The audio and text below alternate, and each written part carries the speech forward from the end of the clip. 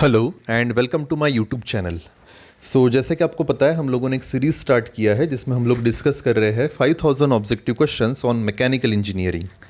इस सीरीज़ के 16 पार्ट मैंने ऑलरेडी पब्लिश किए हैं। प्लीज़ मेरे चैनल पे जाइए और प्लेलिस्ट विजिट कीजिए, क्योंकि ये सीरीज़ अगर आप कोई कॉम्पिटिटिव एग्ज़ाम प्रिपेयर कर रहे हो तो आपके लिए बहुत हेल्पफुल रहेगा। 16 पार्ट इसके ऑलरेडी पब्लिश्ड हुए हैं। ये 17वां पार्ट है जिसमें हम लोग डिस्कस करेंगे क्वेश्चन नंबर 801 टू 850। और ये सारे क्वेश्चंस जो है वो बेस्ड रहेंगे कास्ट आयरन, हीट ट्रीटमेंट और पाउडर मेटलर्जी पे। So let's start the video. So the very first question, how much carbon is present in cast iron? Cast iron में कितना कार्बन प्रेजेंट होता है? So the answer is more than 2%। Okay, so ये हो गया phase diagram, iron carbon equilibrium diagram जिसे कहते हैं। So up to 2% carbon that is your steel, and from 2% to 6.67% that is your cast iron. So the option is more than 2%. Next question, cast iron is a blank space alloy. So the answer is eutectic alloy. So cast iron is known as eutectic alloy. Why it is eutectic alloy? A mixture of metal having a melting point lower than that of its component. Okay, that is known as eutectic alloy. अब cast iron के components क्या है? Iron and carbon.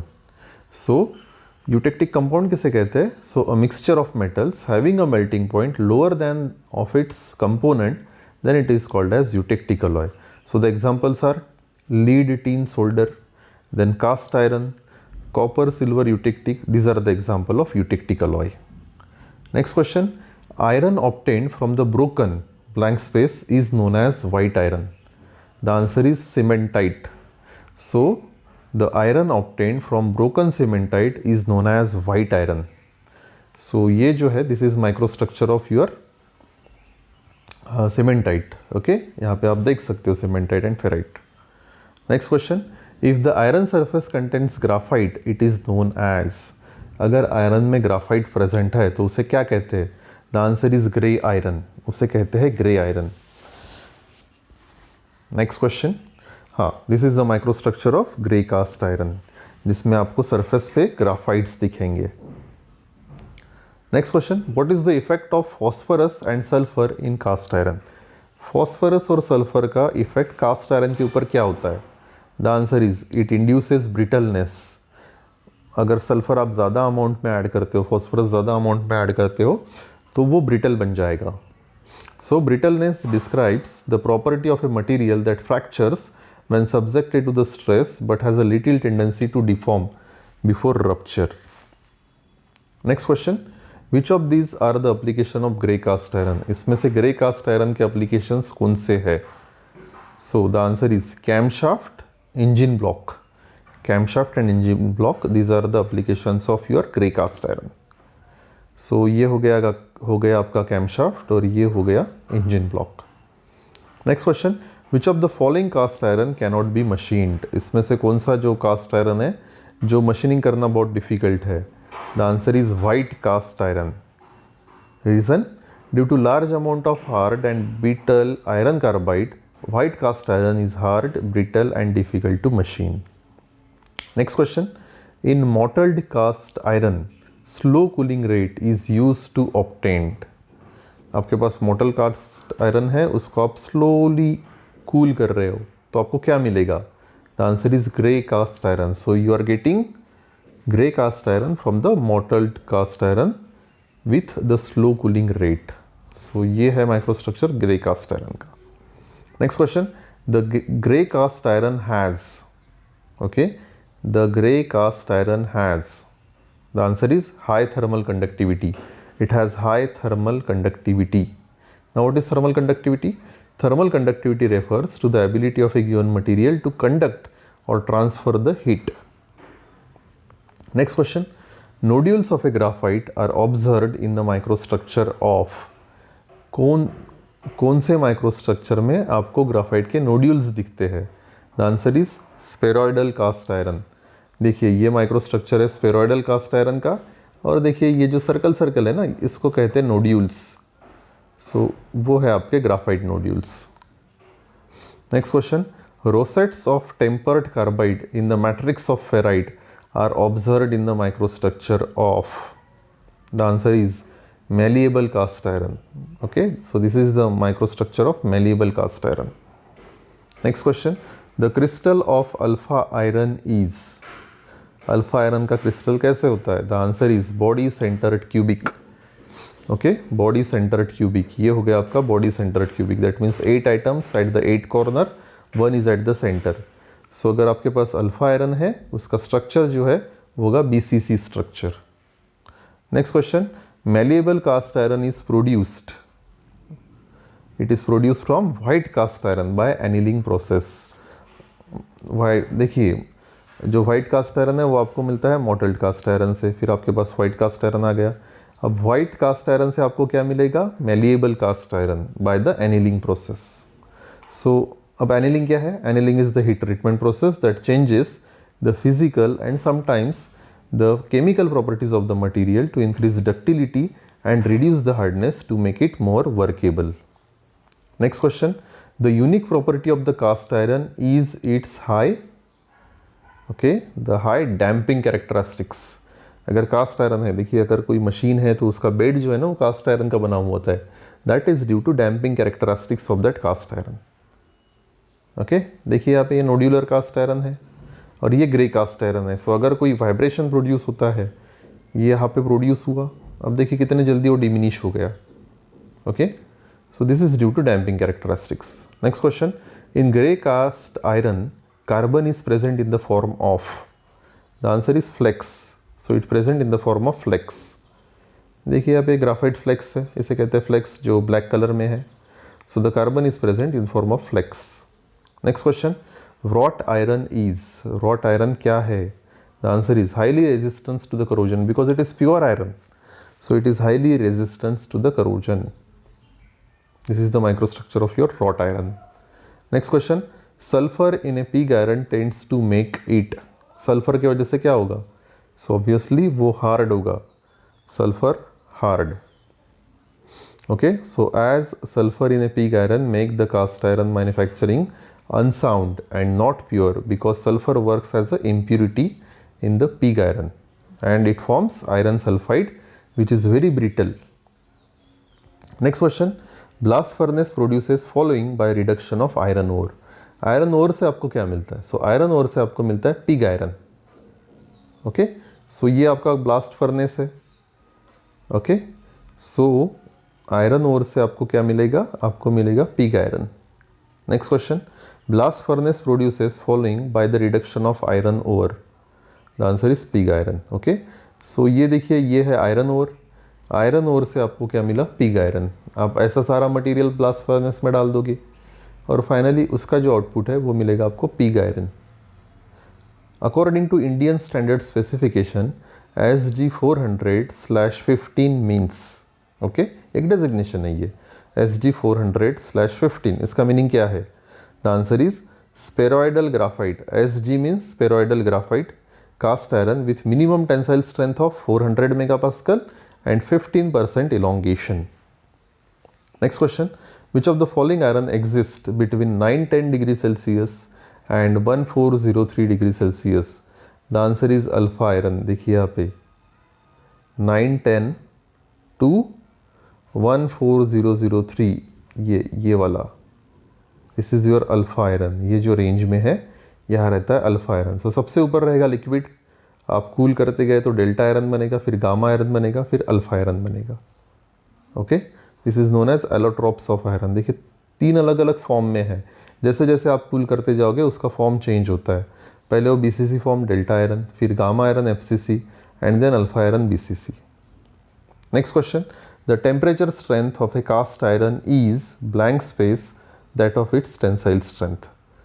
The compressive strength of the cast iron.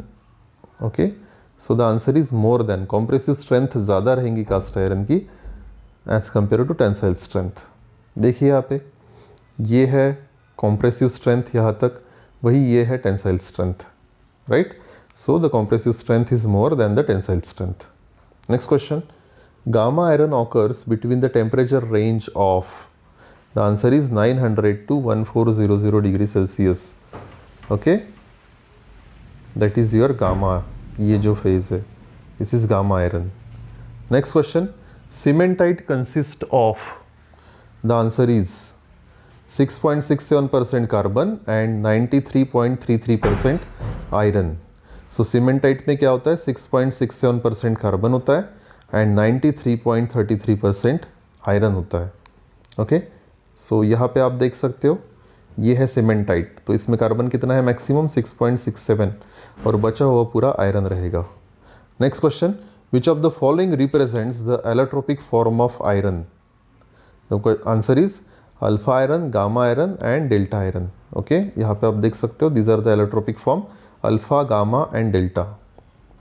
Next question, अब ये सारे questions जो है वो रहेंगे हीट ट्रीटमेंट पे. So which of the following is not a stage of annealing.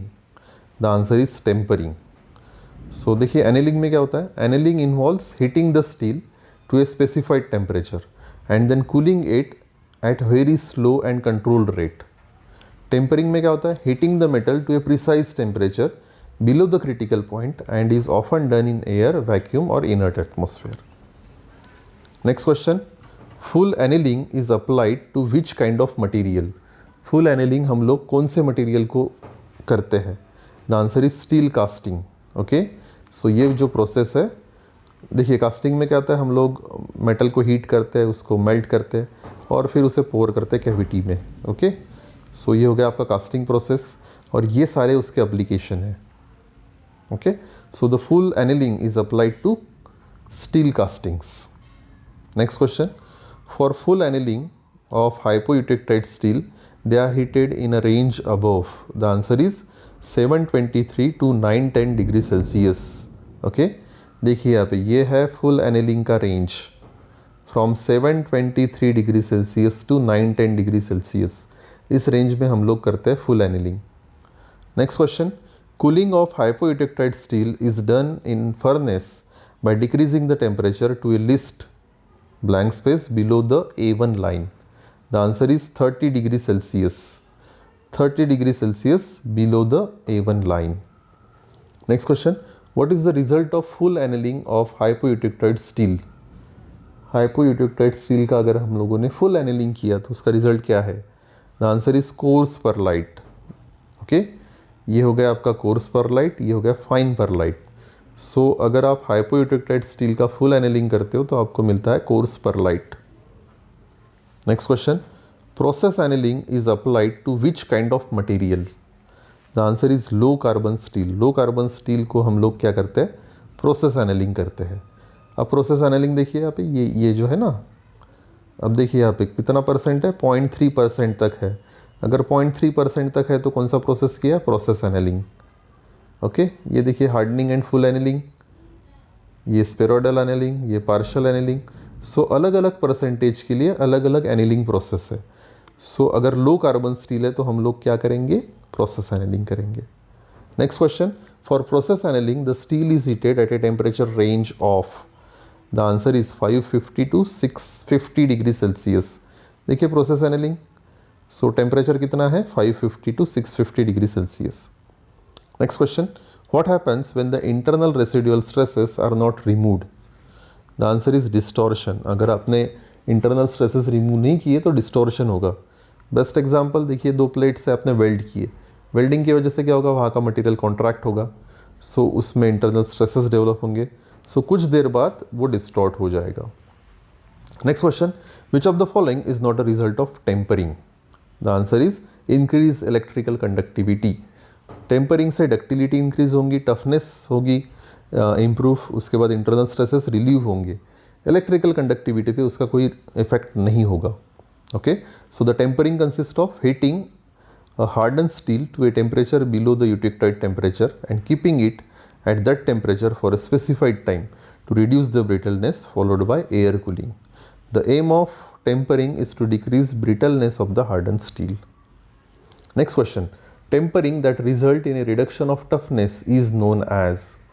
उसे कहते हैं टेम्पर एम्ब्रिटलमेंट. ओके, ये है एग्जाम्पल. देखिए क्रैक आ गया, ये कंपोनेंट फेल हो गया due to temper embrittlement. Next question, for hardening of steel by quenching the steel is cooled in. The answer is oil bath. अगर आप क्विंच कर रहे हो स्टील को तो आपको किस में क्विंच करना है? ऑयल बाथ में।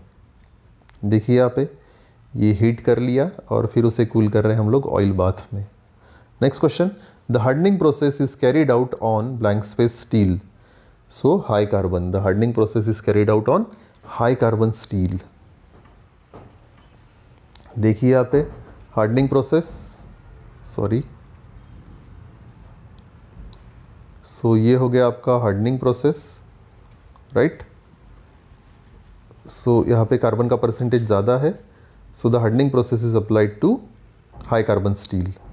Next question, how is cooling of metal done in normalizing process. Normalizing में कूलिंग कैसे होता है? So it is done in still air. ये हो गया नॉर्मलाइजिंग का रेंज। एनिलिंग में हम लोग क्या करेंगे? उसको फर्नेस में ही कूल करेंगे। नॉर्मलाइजिंग में हम लोग उसे एयर में कूल करेंगे। ये हो गया आपका नॉर्मलाइजिंग प्रोसेस, हीट कर लिया और एयर में उसे रख दिया। Next question, normalising is best use for what kind of material? So it is applicable to low and medium carbon steel.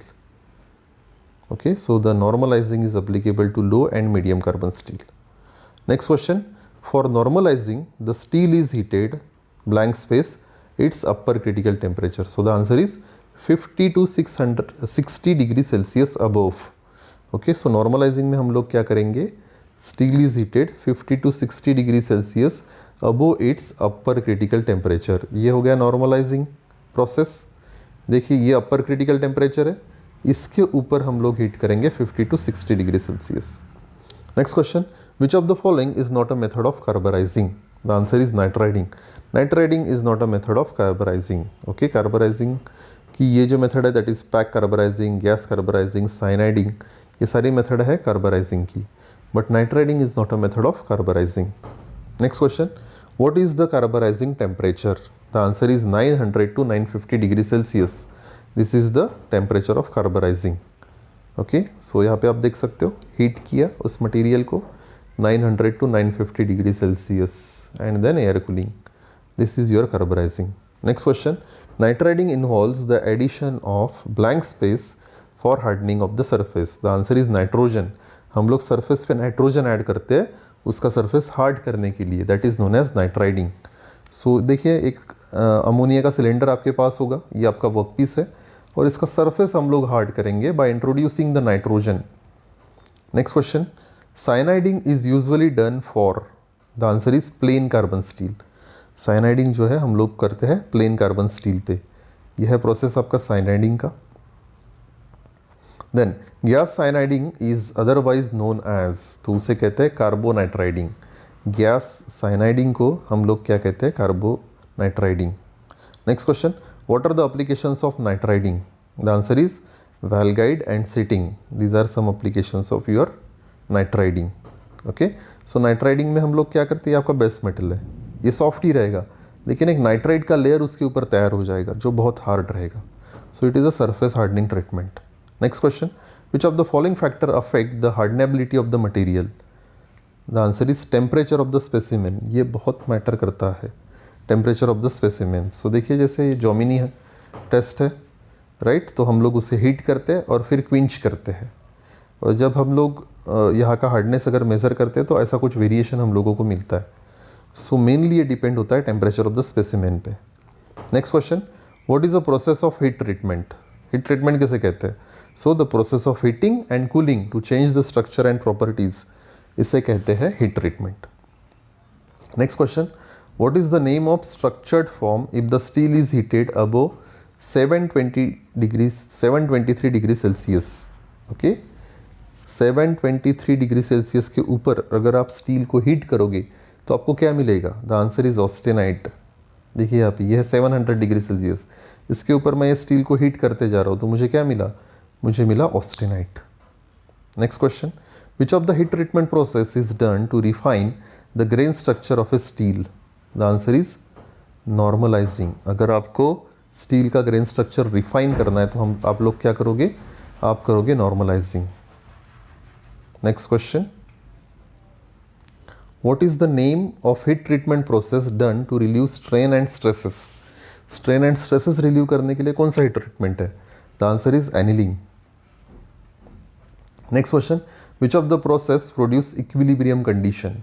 The answer is annealing and normalizing produce equilibrium condition. Next question, what is the name of heat treatment process where the metal is heated and quench in water or oil? Okay, ऐसी कौन सी heat treatment है जिसमें हम लोग specimen को क्विंच करते हैं water में या फिर ऑयल बाथ में? सो उसे कहते हैं हार्डनिंग. सो हार्डनिंग यानी high hardness value can be obtained through the process of hardening. Next question, what is the purpose of tempering of a steel? The answer is to reduce the brittleness. अगर brittleness reduce करना है तो आपको क्या करना पड़ेगा? Tempering करना पड़ेगा. Okay. Next question, a part produced by powder. अब इसके बाद जो क्वेश्चन है वो सारे रहेंगे पाउडर मेटलर्जी पे. So a part produced by powder metallurgy is termed as. So उसे कहते हैं sintered part. Okay. Powder metallurgy से जो भी पार्ट्स बनेंगे उन्हें कहेंगे सिंटर्ड पार्ट. सो ये प्रोसेस है. सबसे पहले हम लोग क्या करेंगे, मटेरियल को पाउडर फॉर्म में लेंगे, फिर उसे मिक्स करेंगे, फिर उसे कॉम्पैक्ट करेंगे, उसके बाद उसे सिंटरिंग प्रोसेस करेंगे उसके बाद उसके ऊपर. इसीलिए पाउडर मेटलर्जी से जो भी पार्ट आपको मिलेंगे उसे कहते हैं sintered part. Next question, which of the following method is use to make the powder from the brittle metal? इसमें से कौन सा प्रोसेस है जिससे हम लोग मटेरियल को पाउडर फॉर्म में कन्वर्ट करेंगे? The answer is mechanical pulverisation. Mechanical pulverisation through हम लोग क्या करेंगे, पाउडर फॉर्म में उसे कन्वर्ट करेंगे. देखिए यहाँ पे. सो पहले तो पल्वराइजेशन करेंगे, फिर वो आएगा पाउडर फॉर्म में, उसे मिक्स करेंगे, फिर कॉम्पैक्ट करेंगे और फिर सिंटर्ड करेंगे. नेक्स्ट क्वेश्चन, इन ऑटोमाइजेशन, मतलब ऑटोमाइजेशन यानी क्या है? So the answer is molten metal is forced through a small orifice and broken up by a stream of compressed air. ये देखिए, ये है आपका ऑटोमाइजेशन. सो हम लोग क्या करेंगे, लिक्विड को लेंगे मोल्टन फॉर्म में, अब वो ऐसे ड्रॉप होगा और फिर हम लोग यहाँ पे एक नोज़ल से कंप्रेस्ड एयर जो है वो उसके ऊपर हम लोग स्प्रे करेंगे, जिसके वजह से फाइन पाउडर में वो कन्वर्ट होगा. Next question, the process carried out in a powder metallurgy is as follows. So first, second, third, fourth. मतलब सबसे पहले preparation of powder, then grinding of powder, grading of powder sorry, then compacting the powder, then sintering. Okay. सबसे पहले powder बनाएंगे, फिर grading करेंगे, फिर उसे कॉम्पैक्ट करेंगे और फिर सिंटर्ड करेंगे. So this is the process in powder metallurgy. Next question, the part produced by the powder metallurgy, answer, are of higher dimensional accuracy. देखिए, पाउडर मेटलर्जी से जो भी पार्ट प्रोड्यूस होता है उसमें जनरली मशीनिंग करने की कोई ज़रूरत नहीं होती है. That is why the answer is are of higher dimensional accuracy. ये सारे जो पार्ट्स है विदाउट मशीनिंग पाउडर मेटलर्जी से प्रोड्यूस किए हैं. सो इसकी जो डायमेंशनल एक्यूरेसी है as compare to other process आपको बहुत अच्छी मिलेगी. Next question, which of the following tool is manufactured by powder metallurgy? इसमें से कौन सा टूल जो है वो पाउडर मेटलर्जी से हम लोग बना सकते हैं? The answer is sintered carbide. Okay, so ये सारे आपके कार्बाइड टूल्स है. This we can manufactured with powder metallurgy. Next question, for powder of aluminium and its alloy the sintered temperature and time is. Aluminium के लिए so the sintered temperature is 370 degree Celsius to 500 degree Celsius up to 24 hours. That is the time. Next question, the process of infiltration in sintered product is to improve. The answer is porosity. Okay, so the process of infiltration in sintered product is to improve the porosity. Next question, blank space is a term covering a wide range of ways in which the material or components are made from metal powder. So the answer is powder metallurgy. सो ये सारे applications हो गए आपके powder metallurgy के. Next question, powder metallurgy process can greatly and blank space the need use of removal process. The answer is it reduces the need to use metal removal process. क्योंकि powder metallurgy से जो components आपको मिलेंगे वो ऐसे कुछ मिलेंगे. सो यहाँ पे आपको मशीनिंग करने की ज़रूरत नहीं है, इसीलिए यहाँ पे आंसर है it can greatly reduce the need to use metal removal process. Next question, how many type of automation there? The answer is 3 types, that is liquid automation, gas automation, centrifugal automation. Next question. Powder compaction is the process of compacting metal powder in a die through the application of high pressure. So that is true. Okay, हम लोग क्या करेंगे, पहले powder लेंगे और फिर उसे compact करेंगे डाई में डाल के, राइट। ये देखिए यहाँ पे पाउडर ले लिया, फिर with the application of forces हम लोग उसे कॉम्पैक्ट करके फाइनली एक कंपोनेंट वहाँ से लेंगे। Next question, in powder compaction the density of the compacted powder decreases with the amount of pressure applied. The answer is false. Okay, next question, which one is not the powder metallurgy product? The answer is zinc. So iron and steel, aluminum and tin, these are the applications of powder metallurgy, but zinc is not the application of powder metallurgy. Then which of the following method is used to make the powder for brittle metal? The answer is mechanical pulverization. Next question, what is the disadvantage of powder metallurgy? Die design limit of the size of the product. अब देखिए powder metallurgy में आपको जो भी component तैयार करना है उसकी पहले डाई तैयार करनी होती है। अब अगर कंपोनेंट बहुत बड़ा है तो उतनी बड़ी डाई मैन्युफैक्चर करना इकोनॉमिकल नहीं है। So that is the major disadvantage of powder metallurgy. Next question, powder metallurgy is the process whereby metallic shapes are manufactured from. Powder metallurgy का इनपुट क्या है, कोई भी मटीरियल पाउडर के form में। Okay, so metallic powder. देखिए यहाँ पे प्रोसेस, पहले तो आपके पास मेटेलिक पाउडर होना चाहिए, फिर आप उसे मिक्स करोगे, फिर उसे कॉम्पैक्ट करोगे, फिर सिंटरिंग करोगे ताकि आपको ऐसे कुछ पार्ट्स आप मैन्युफैक्चर कर सकते हो, right. So the powder metallurgy is the process where metallic shape are manufactured from metal powder. Next question, the process of crushing the ore into the powder is called as. The answer is pulverization. So आपके पास ore रहेगा, metallic ores रहेंगे, उसको आप convert करोगे powder में। कैसे? Through pulverization. Next question, blank space is the process of formation metal powder to use in powder metallurgy by reducing some compound with CO and other reducing agent. The answer is reduction. इसे कहते हैं reduction. Next question, the blank space process yield net shape और near net shape part so that little or no machining required to obtain finished part in many cases.